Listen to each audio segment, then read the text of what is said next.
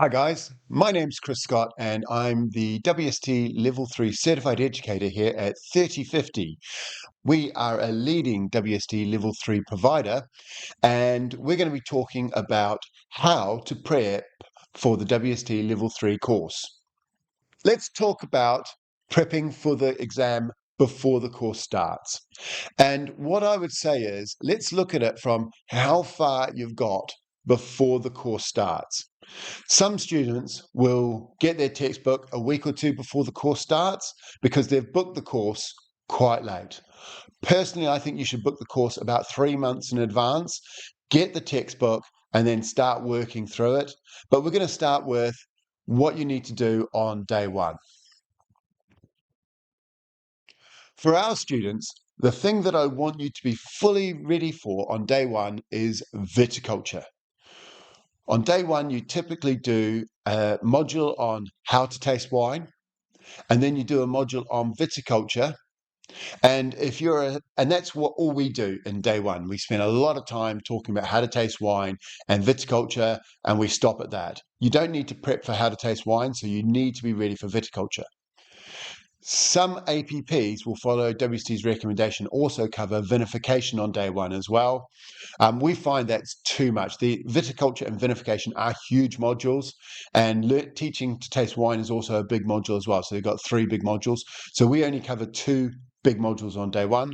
However, if your lecturer or APP is following a more standard course, you'll find that you need to be ready for viticulture and vinification on day one.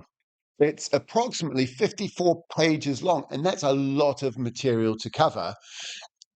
And if you can get your head around viticulture and vinification before day one, you'll be in a much, much stronger place to get the most out of the course. The WSET Level 3 course is primarily about climate and viticulture and vinification techniques to produce different styles of wines. If you can understand the importance of climate and the importance of different viticultural techniques, then you'll be in a very strong place to be able to work through a lot of the issues yourself. In fact, if you can get viticulture and vinification under your belt and have a reasonably solid understanding of that before course starts, then each region is just an application of that material. You take the information about climate, viticulture, vinification, and apply it to a particular region. The great thing about this is that whilst you're learning about a specific region, such as Bordeaux or Ries Baixa or Marlborough in New Zealand, you're also learning how to apply those viticulture vinification techniques. The powerful thing about the level 3 course is that once you've learned how to apply those techniques, you can go to any wine region in the world and start to understand the problems that they have and how they overcome them to produce the styles of wines that they produce. It's a very deep understanding of wine. It's peeling back a lot of layers of the onion and really gives you a good, strong understanding. For our students, viticulture is the most important because that's all we really cover on day one. But for other APPs, viticulture and vinification on day one. What does this mean? It means you need to look at the specification for each chapter, read through the chapter, do the flashcards, go back through, answer any short written questions that you can. Do that for viticulture. Also, if you're doing it, then do it for vinification as well. Now, whatever stage you start the course at, this is the first thing I want you to be doing, is always starting at viticulture and vinification. Then, once you've got viticulture and vinification under your belt and you've got a rough idea of how it works, what I want you to do, and you've still got time before the course starts, then I want you to choose your favorite wine region. This is the region you know the most about and you're really engaged with. Pick your favorite wine region, and I want you to work through the chapter on your favorite wine region. And in particular, I want you to identify any climatic references, any winemaking references, or any viticultural references. I then want you to go back to the textbook on climate, viticulture, and winemaking And I want you to read up and get a deeper understanding of it. The thing you'll find in the textbook is the textbook often has a lot of information about viticulture or climate. Let's say climate, we'll use climate. For example, the book might say that Marlborough is a moderate maritime climate. Great, that's all it says in the textbook about that climate. However, under viticulture, it'll say things like a maritime climate means that you're going to get a lot of cloud cover. You're going to get rain all through the year. Your growing season is going to be elongated because of the closeness to warm water supplies. So even though the textbook under Marlborough might say the climate is moderate maritime, there's actually a lot of additional information that you can apply to those two words. And what I want you to do with your favorite wine region is I want you to take the information from the other part of the textbook and apply it to your favorite wine region. Similarly, if your favorite wine region is, say, Marlborough, you'll see that they might talk about protective winemaking, producing aromatic styles of wine. I want you to go into the textbook and look up how to make that style of wine. There's much more detail in the section on viticulture than there is on the region that you're looking at. And as a result, you can take lots of information on viticulture and apply it to that region and really fill out those notes. What we're doing, and this is the key difference between level 2 and level 3, is at level 2, they just give you lots of facts and you just need to regurgitate those facts. At level 3, you need to be able to take information from different parts of the textbook and apply them to a particular wine region or a particular style of wine. So what we're trying to do with this first wine region that is your favorite is to try and get you to start to understand how the textbook works, that you need to be able to bring information from different parts of the textbook and apply them to your wine region or to a wine region. Once you've done that and you've made notes about it, and hopefully it's a wine region you're really interested in, so it'll be really fun to really get in there and understand what's going on in that wine region. Then, once you've done that, I want you to choose your least favorite wine region. This is the region you really don't know anything about or you're not particularly bothered.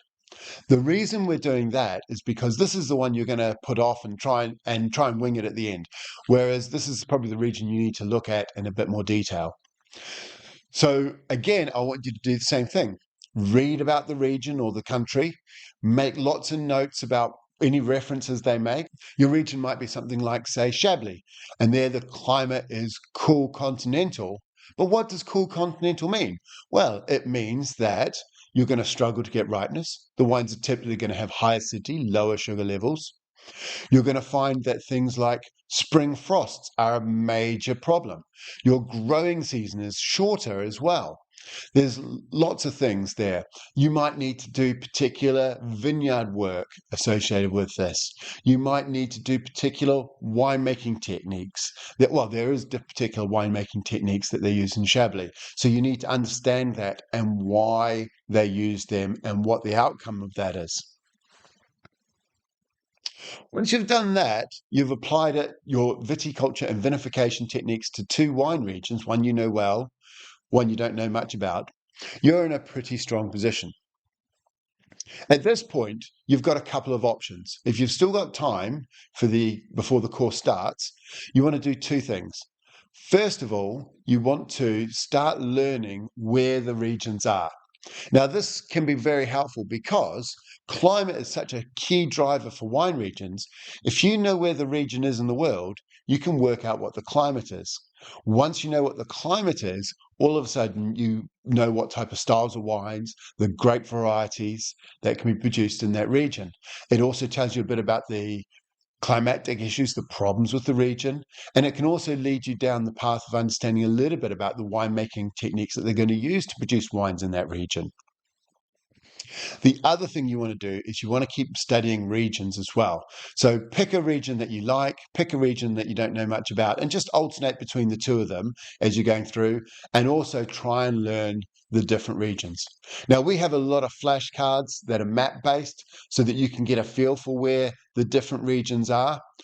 During the course, I would not get people to look at those flashcards too much, but before the course, they're fantastic. And first, introducing you to the wine region, letting you know where it is, and also helping you understand what the climate is of that region. These are really useful, and if you've got time before the course, they will add a lot of help to you. You can tie them up with learning about the maps and then doing the flashcards on that region, then making the notes about the vinification and any climatic issues, etc., associated with the region. Very, very useful. And I would continue in that vein, looking at regions, including maps, etc., as you go through the syllabus. And keep repeating this until about a week before the course starts. If you've been doing this, you've gone through a lot of different regions, the week before the course starts, you want to go back through and look at viticulture and vinification again, because this is the foundation. This is such an important foundation that I want you to be absolutely solid with this before the course starts. Go through the flashcards again, go through any mock questions that you can find again, and then you're ready to start the course. I hope this helps and it gives you some really, really good ideas about how to study. Please, please, whatever you do, do not do passive learning. You've got to do active learning and you've got to make it engaging and you've got to do it with something that gets you thinking about things in a deeper way. Making notes, summary notes, doing flashcards, making flashcards if you want to, doing mock exam questions, etc. Please consider them. As I say, we've got huge amounts of resources. Flashcards, mock exams, map questions. We even have a podcast dedicated to the WSET Level 3 course, and we also have a YouTube channel with lots of really good tips and tricks for the WSET Level 3 course. I hope that helps. Cheers and good drinking.